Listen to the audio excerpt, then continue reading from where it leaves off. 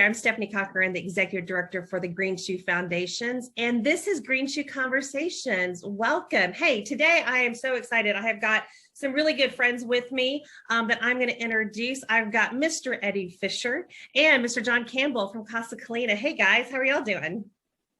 Fantastic. Hey, good morning. Hey, thanks for joining me. I'm really excited. One, I'm excited for people to really kind of meet you. I know a lot of folks, especially in our business, know you guys, but we really have some exciting things that I kind of want to talk about and highlight. But before I do that, I want y'all to kind of introduce yourselves out there. John, why don't you start? Give us a little bit of background about who you are and just kind of tell us some things.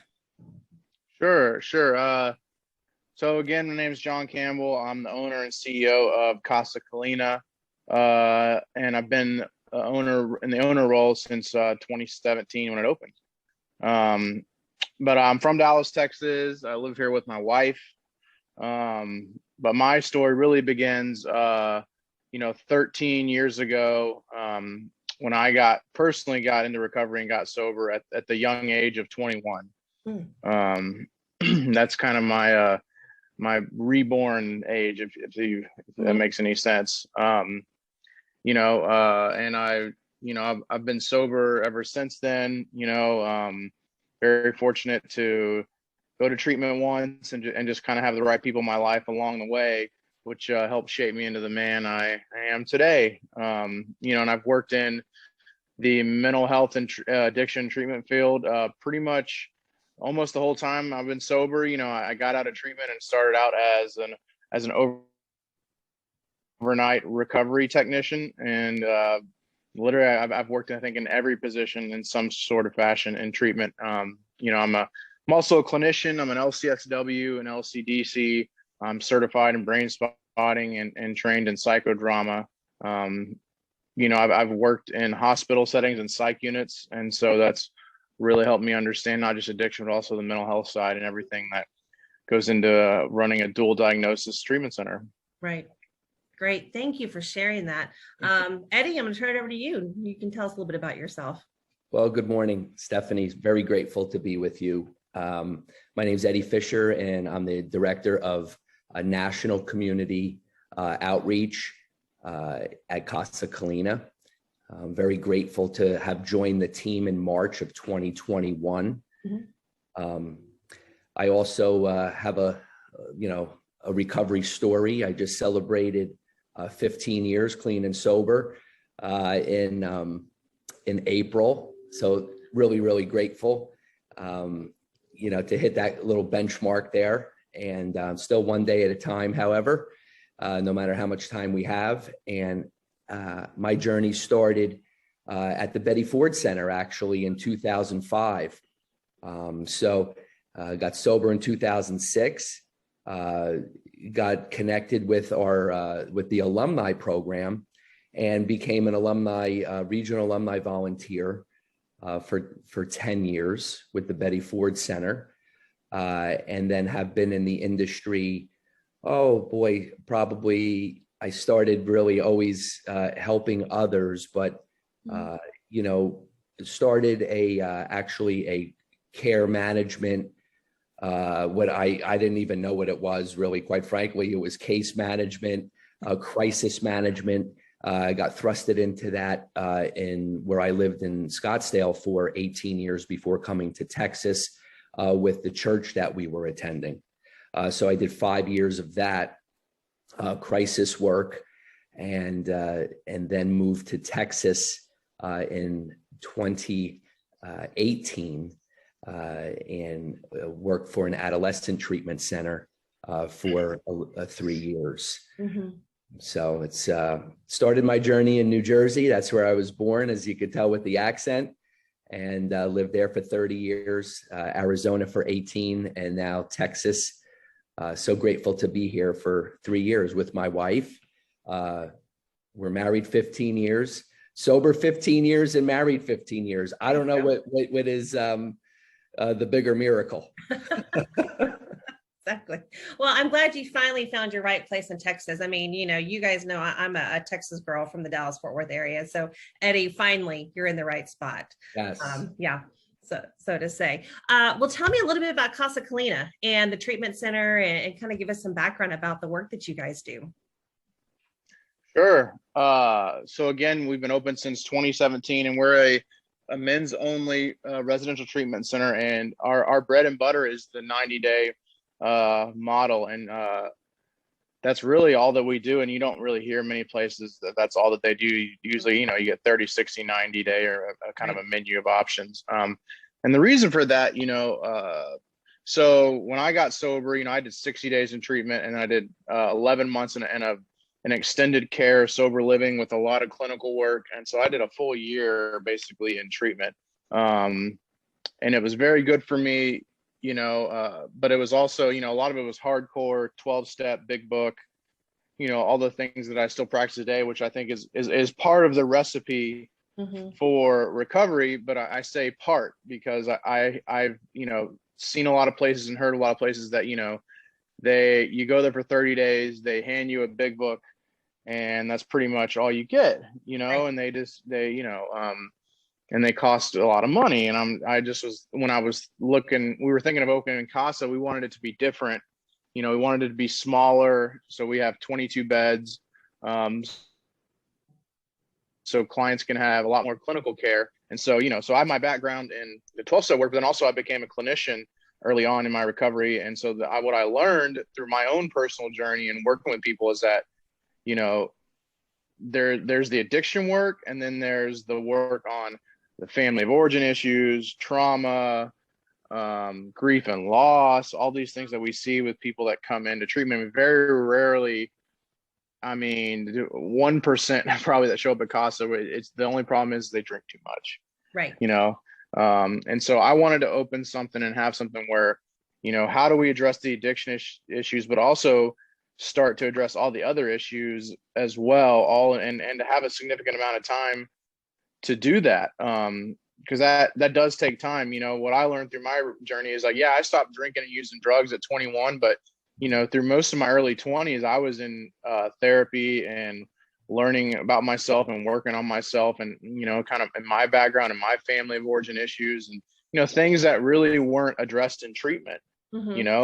And so it takes years of therapy to really to have that level of self-awareness where you can manage all that. But at Casa, I wanted guys to have enough time to get a good start on it and get a lot of attention around those subjects, so at least they know, they have that awareness where, hey, why am I reacting so strongly to my girlfriend leaving me, when that reaction should be at a 3, 4, or 5 on a scale of 1 to 10, but it's like a 9 or a 10, and I'm overly anxious, and I'm thinking about using drugs or how to soothe that wound. That wound, that abandonment and inadequacy wound, usually forms in childhood is what I see in my work.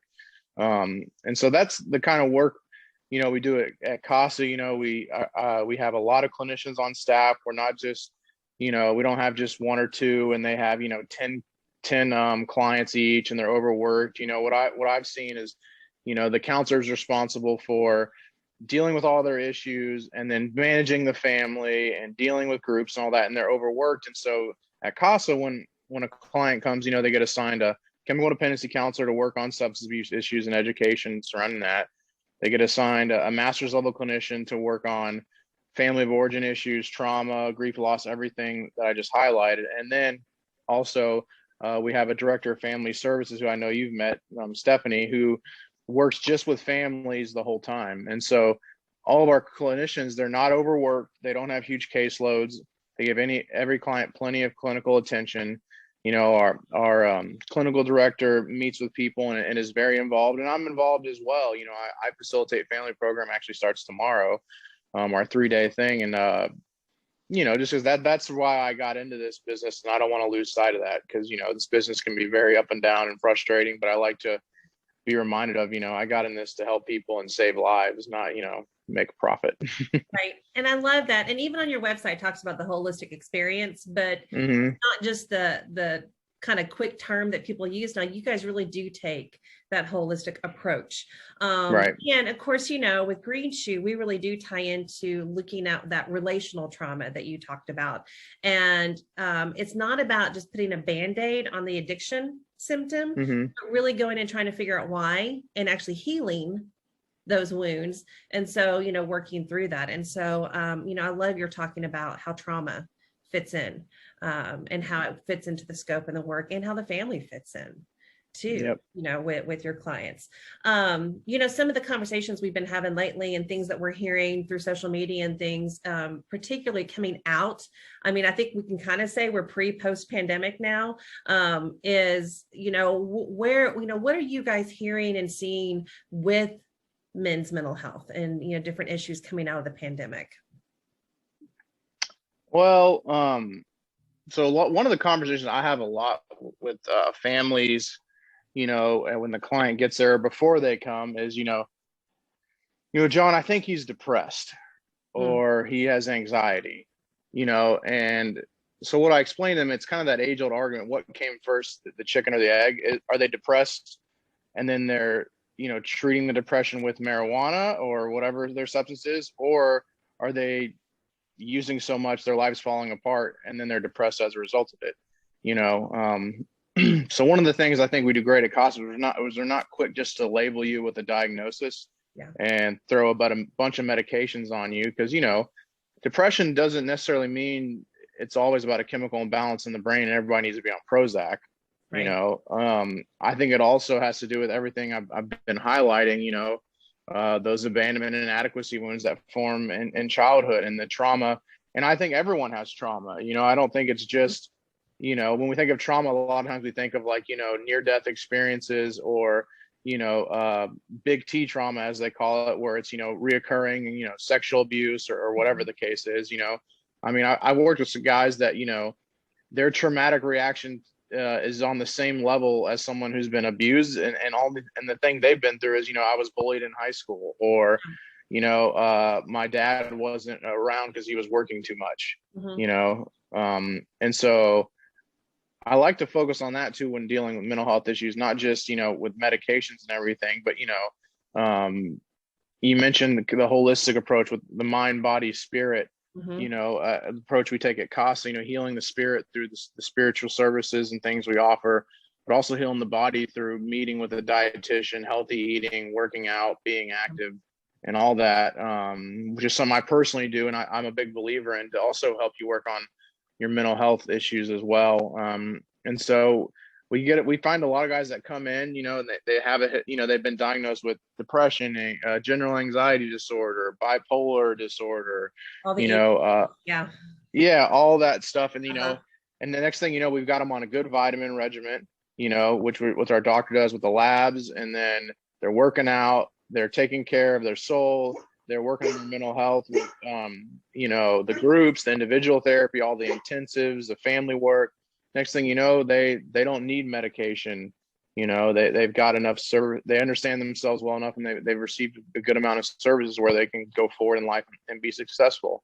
But I mean, yeah, I mean, being a man in the mental health stigma is true. You know, I live in Dallas and I'm a huge Cowboys fan. So like Dak Prescott's, you know, he's a big one that's been talking a lot. And I mean, I love the guy, not because he's just the quarterback, but just because they're talking openly about it. And, you know, we see that a lot because we get men 18 and up, right? So we get 50 and 60-year-olds, and those guys are the toughest to crack, you know, because they come from the generation where men aren't supposed to show emotions. You're supposed to just rub some dirt on that wound and just get right back up and do the next right thing, or do the next thing. And then, you know, just work really hard and you'll get over it.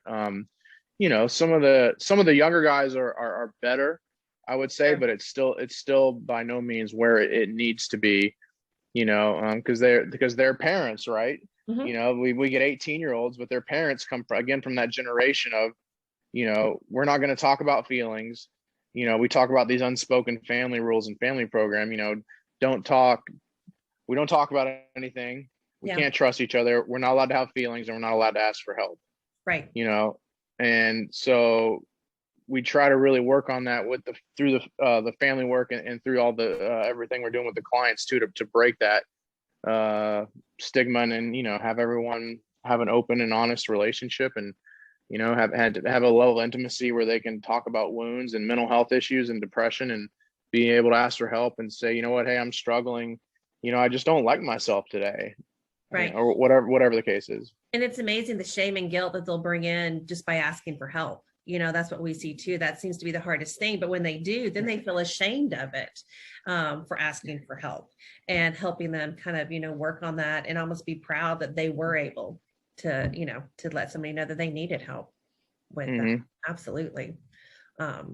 With all that. Eddie, what kind of things are you seeing? I know you really get out and about. I mean, I'm going to say across the country, and talking with a lot of facilities, and kind of, what are other people seeing as far as these mental health issues that we're dealing with right now? I hate the word crisis, but I know that's what I hear a lot, is that, still feel like we're in a mental health crisis.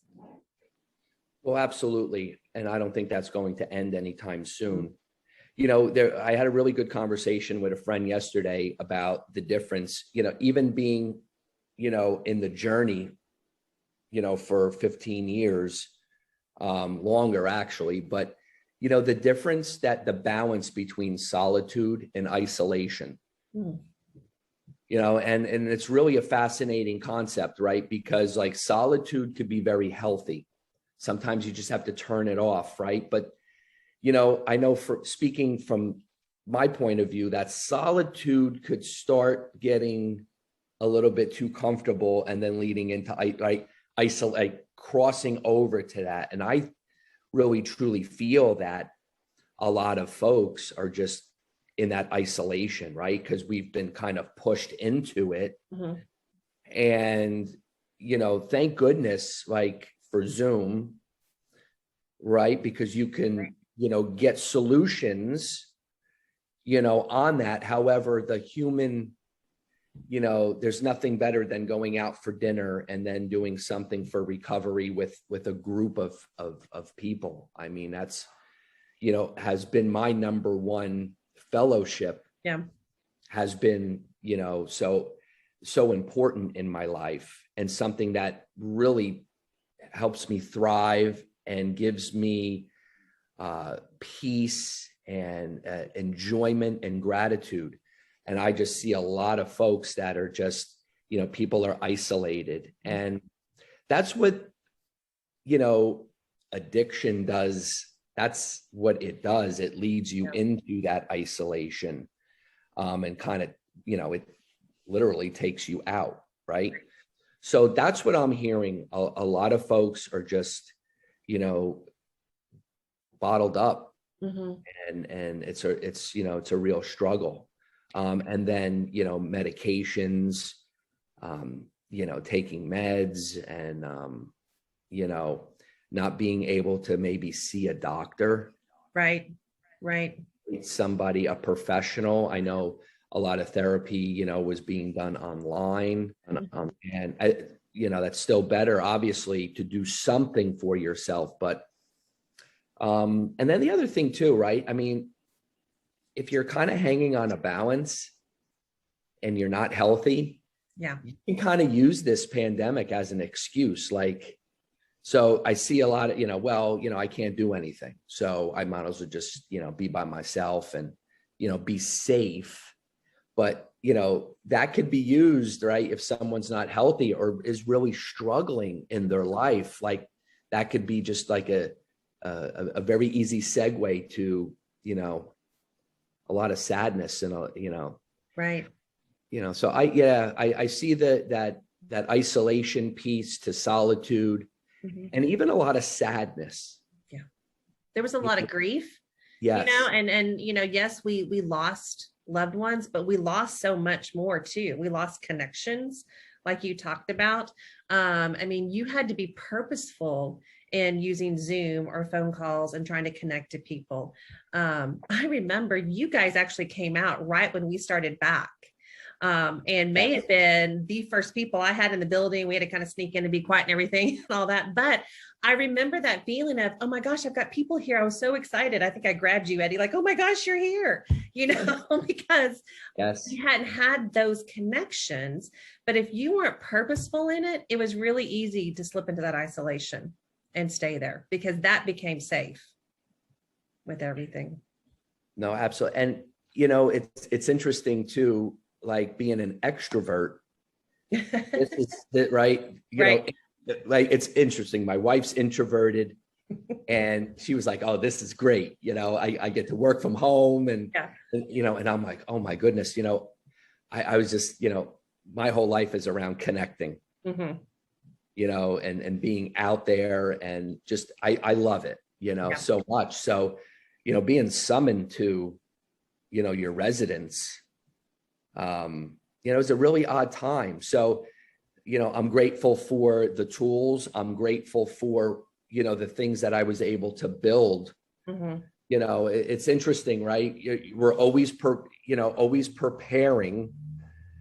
And if this hasn't taught us, right? I mean, no matter where we are in our life, to prepare and to build a great foundation in life, because this might happen again. Right. So I learned a lot, Stephany, from the financial crisis in 2008. I went through a really rough time with that.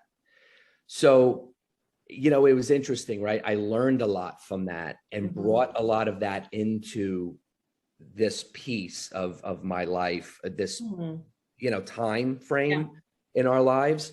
And I have to say that, going through something and learning from something and dealing with something really helped me during this, crisis. Sure. And talking about those connections, I'm going to do a segue here, because there's also something else that you guys offer and work with is with your equestrian, with your horses, your animals. That's kind of a big component too. So talk to me about that, because I know a lot of times for me, having my dog, those animals and connecting with them, but how, talk a little bit about the work that you do with your horses. Sure. So we've got 5 horses at Casa, and we actually just last week we rescued a donkey. And so I'm not an equine expert, but from talking to Kelly and Babs, who are our equine therapists, apparently you can do a lot different types of equine groups and exercises with a donkey versus a horse. So fun fact there for you. So, on Fridays, the guys are doing equine groups, and the groups are split in half. We do a lot of that because we want to have, about 10 max in a group is kind of our wheelhouse, so to say. And then on Tuesdays, they do individual equine sessions. So the great thing about equine and all the stuff we offer is, I found that, talk therapy is great, like just sitting in a group and how's your day going? But like 90 days of that, nobody would stay. And so I wanted to have a big menu of therapeutic services and also for people to find, hey, what works best for you? Because we've got some guys that aren't really great with their words, and their brains really aren't firing on all cylinders. So just being there with a horse or using art therapy or whatever it is, gives them a different way to process things. And so if a client really responds well to equine therapy, then we just put that in the treatment plan and say, okay, they're going to get a weekly individual equine session. And it's usually the guys who have 0 horse experience. You would think it's the ones who are the most comfortable around horses, that have, grown up with them and whatnot, or ride them. And, but it's the guys who are scared to death of them and do the best. And it's wonderful. We actually do it in our family program as well. So we incorporate, all of our art therapy and equine therapy we do with the clients, we incorporate in that family program. So for family program, for example, the exercises, there's the horse, there's an obstacle course. The family works together as a unit to get the horse to go through the obstacle course and achieve certain goals, right? But they have to pick who's the leader and who's going to lead the family, and naturally they're going to pick, whoever the leader in the family is anyway. Sure. And so you get to see a lot of dynamics play out, all the control issues, the fighting, the arguing. And it's really, it's awesome, and most families say, wow, I was pleasantly surprised, like how I showed up in that. And I actually showed up as my true self, because they're usually skeptical, like, what are you talking about? Horses can sense and they're in tune with me, but I mean, it's awesome work. And yeah, it's really great. And I love that we offer it. Yeah, that is awesome. And you're right. You don't not necessarily have words to connect with the horse. And Yeah. that. So yeah, that is great. So you've talked a lot about too, pulling in the family, and all of that, but in the big thing, what would you recommend, or what advice would you give for families as far as what is their role when they have a family member who's struggling with addiction or going through treatment? What can they do to help be supportive? Get ready to work too, because that's how I look at it as Casa. First I'll share this.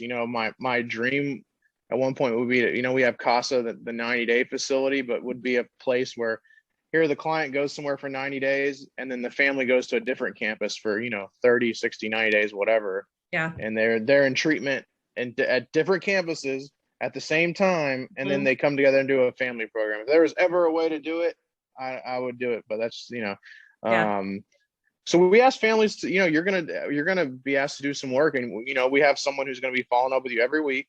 Have you read that book? Have you gone to that meeting? Have you seen your therapist? What do you understand about codependency, and educating them and working on boundaries and all that. And then it's really great because the client does all the work through everything at Casa, and then the family does all the work through everything we're doing with them as well. And then it just comes together during family program for this, a beautiful climactic moment in treatment, I would call it, where they do all the work together and they get some real healing. But if you were to ask me what my goal is for families, yes, like setting boundaries and all that is very key, but I want families to start choosing their behaviors not based on what they think their loved one is going to do, but what's best for them. Right. Because a lot of families, I hear them say, I set boundaries. I kicked him out of the house. I'm like, well, why did you do that? And they're like, well, so he'll want to get sober. And again, that's more of a control tactic than a boundary. I want families to set boundaries where I kicked him out of the house so I can have some sanity in my life and have some peace and quiet, and so I can take care of myself because I'm not sleeping, I'm constantly checking on him, and I just can't do that. So if you were to ask me what the main goal for families would be, to just to stop making decisions based on what they think their loved one's going to do. Right. Well, and I'm thinking, how affirming is it for the participant too, to know that the message of, well, you're the one in treatment, you're the problem. That's not the case.